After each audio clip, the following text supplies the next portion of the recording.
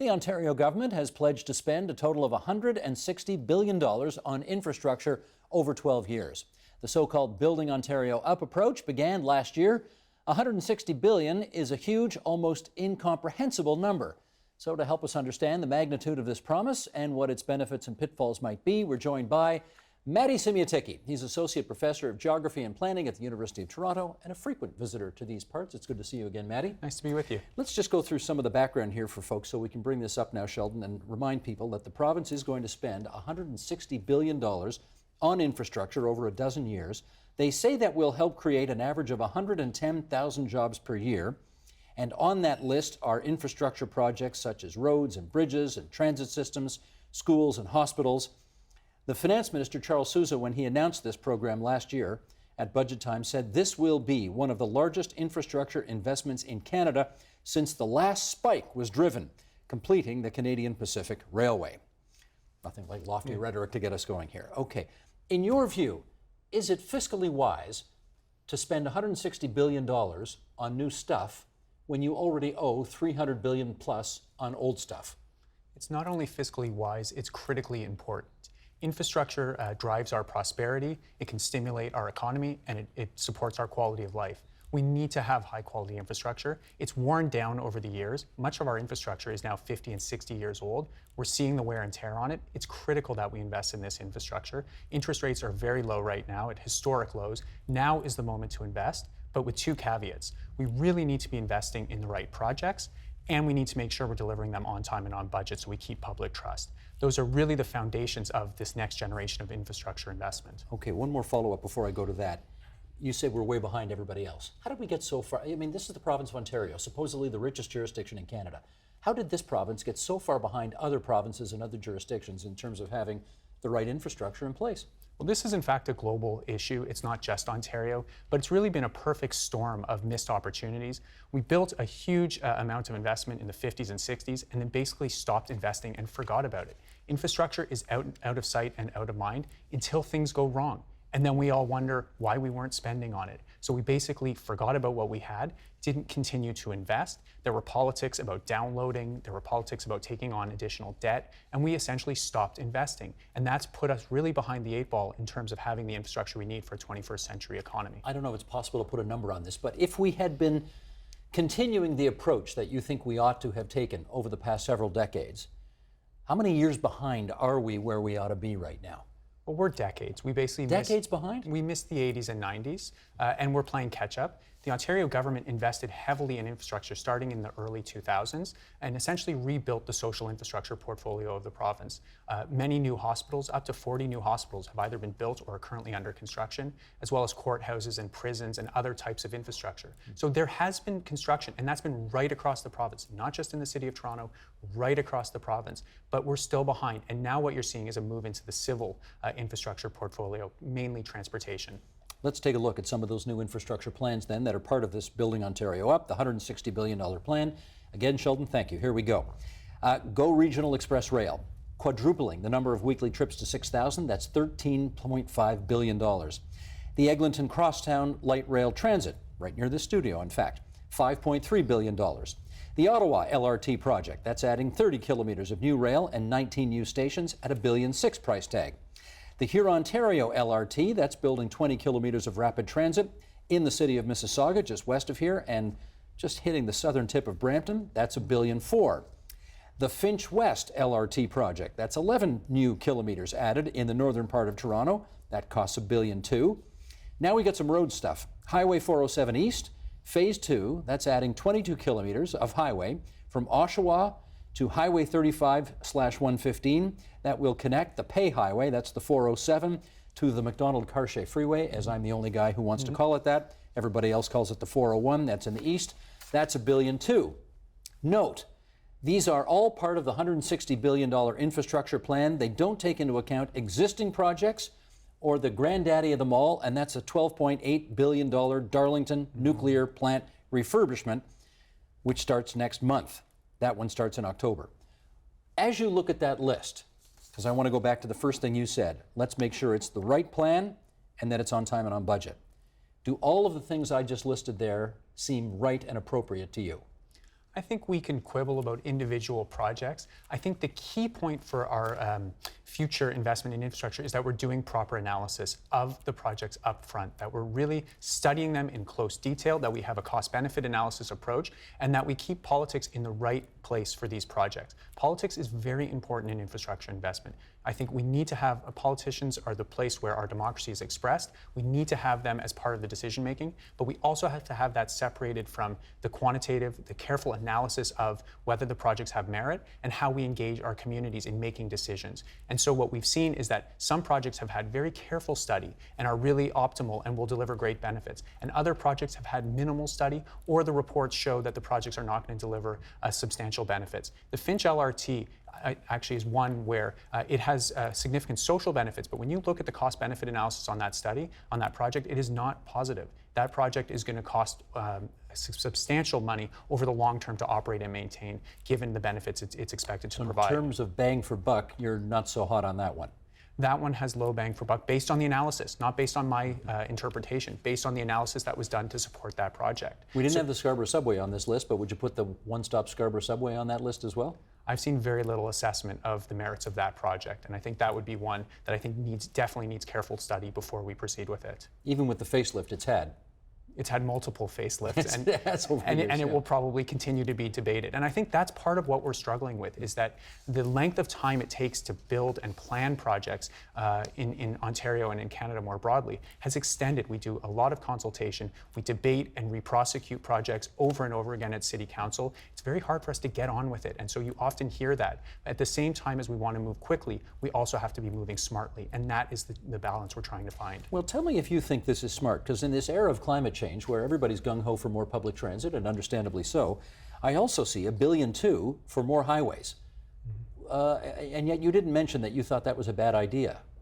So let's look at it again. What do you think? There are going to be specific bottlenecks that need to be addressed in our road network. And so I think that that's going to be part of the equation. And also in Northern Ontario, where transit, the distances are much further, the densities are lower, we're going to need to be providing roads. And also in our First Nations communities. We haven't mentioned our First Nations communities at all, but they're for much of the year cut off. And so ice roads are another part of this equation that we need to be focusing on, in all-weather roads. But the point then about roads is they need to be very focused, and we also need to be providing options for people so that the road isn't their only choice. And I hate to say it, we need to be thinking about how we pay for roads. And should we be bringing in road charging, not only to pay for the road, but to also encourage people to either carpool or take transit or travel at other times when the roads are not so busy? We are losing a lot of money in terms of congestion. We're losing, it's estimated $6 billion just in this region, in Toronto alone. And across the province, it's a staggering amount that we're losing from congestion. We need to get a handle on it. You can't build yourself out of a congestion problem or an infrastructure deficit alone. You need to plan your way out of it. The explanation that I've always heard politicians give as to why they won't put tolls on the roads, for example, is that we can't force people to pay double, because they're paying through their taxes already, for new infrastructure when we haven't got the public transit alternatives yet in place to give them something else if they want to avoid being taxed on a road or tolled on a road. Does that make sense to you? This is the chicken and egg problem that we have, and I think rightly so, the Ontario government is investing dramatically in transit. And if you look at the list of the biggest projects, they're primarily transit projects. So I think that's a key piece of this. But what we've seen in other jurisdictions, including British Columbia, is that for new roads, not for existing roads, but for new roads, they are pointing towards putting tolls on them as a way of both raising money for the capital cost of that project and its operation and maintenance over the long-term period, but also encouraging carpooling and other type of demand management so that you're really optimizing the use of that road, not just going to build yourself into a future congestion problem. Matty, I imagine some of this is more art than science, but when you do your due diligence in your studies on whether or not transit line X actually will be a smart return on the investment, how do you figure that out? So there's been a long history of academic study and practice to try to come up with methods that are impartial and independent.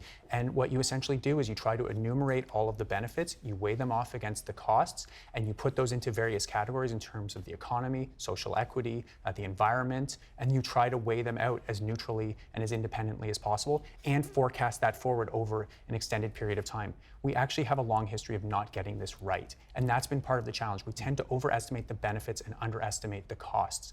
And this has been a long-term historical trend that's been observed in cost-benefit analysis. And I hate to say it, but especially for transit projects. Transit projects we tend to overestimate the ridership and the benefits that they're going to derive to get these projects started, because we want to believe in them. I think we have a hope that transit is going to help us solve some of our infrastructure challenges and solve some of our congestion problems.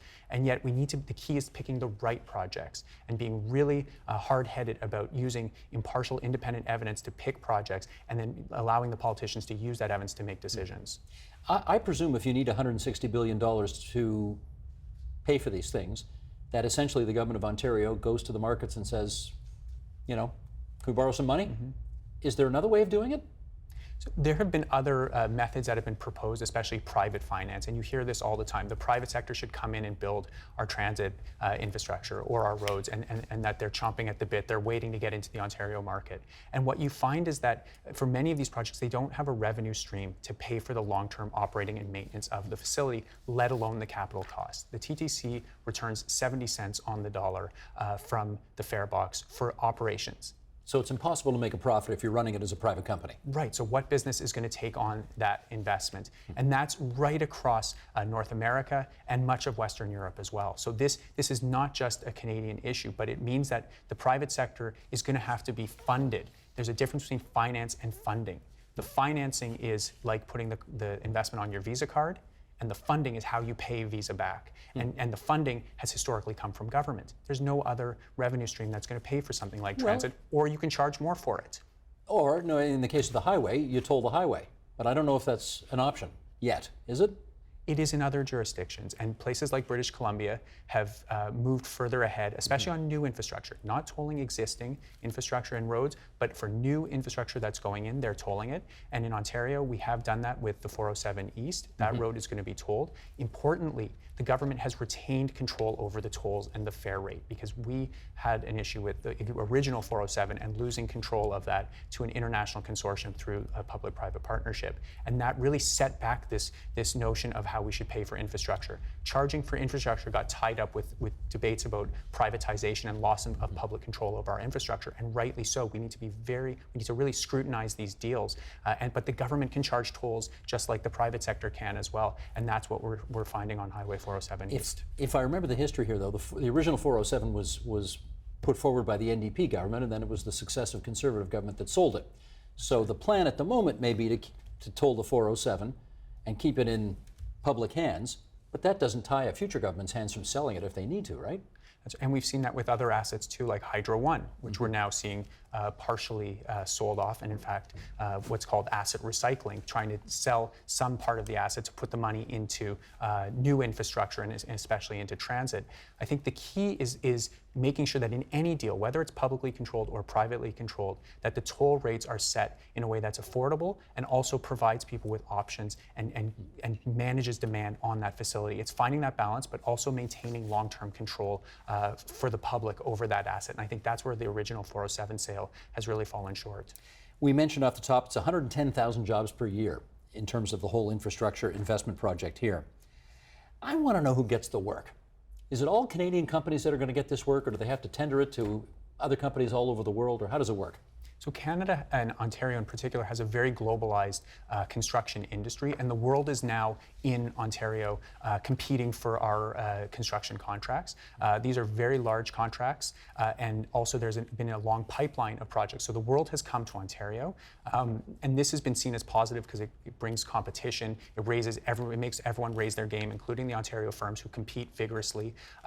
But the local jobs, a lot of the subcontractors are still Canadian firms. So the important part about infrastructure is that even if an international firm wins the work, it's still primarily local jobs. We need more study to make sure that the work is really being maintained locally. And there have been instances around issues of local knowledge from these international firms that come in to make sure that they understand the requirements of how we build infrastructure and our building codes. There have been issues around this on one of our highways in particular, and also our health and safety regulations to make sure that they really can practice here. Many of these firms have now been here for a while and are practicing responsibly, but we need to make sure that this is part of how we're delivering infrastructure. infrastructure, and the provincial government has brought in a local knowledge requirement for international and local firms to make sure that they really have an understanding of what's required when you do business here in Ontario. So that does put the thumb on the scale a little bit for local companies over international, doesn't it? A little bit. The local companies have an advantage in at the subcontractor scale. So for the people who are actually going to go out and do many of the jobs on site, but for the global sort of a general contractor who's going to manage the job, those are competitively tendered, and that is an international business. We have Spanish firms here, we have French firms here, we have British firms, we have Canadian firms competing vigorously. They're Siemens, all here. German. Precisely, Yeah. they're all here, and this has the Ontario market is a place where they all come to practice because they find it to be a fair market, a market where they actually have a chance to win contracts, and it requires our local firms to really raise their own game. Last 10 seconds here. When people who do what you do today for a living 50 years from now look back on this time, what do you think their big takeaway from all of what we're trying to do right now will be? Pick the right projects and do them right. I think that's really the key that they'll take away from this is the moment where if we get this right, we'll drive our future prosperity. And if we get it wrong, we're going to be saddled with a lot of debt and not have solved our problems. Fingers crossed. Matt Siemiatycki, U of T, thanks again for visiting us at TVO tonight. Thank you. Help TVO create a better world through the power of learning. Visit TVO.org and make a tax-deductible donation today.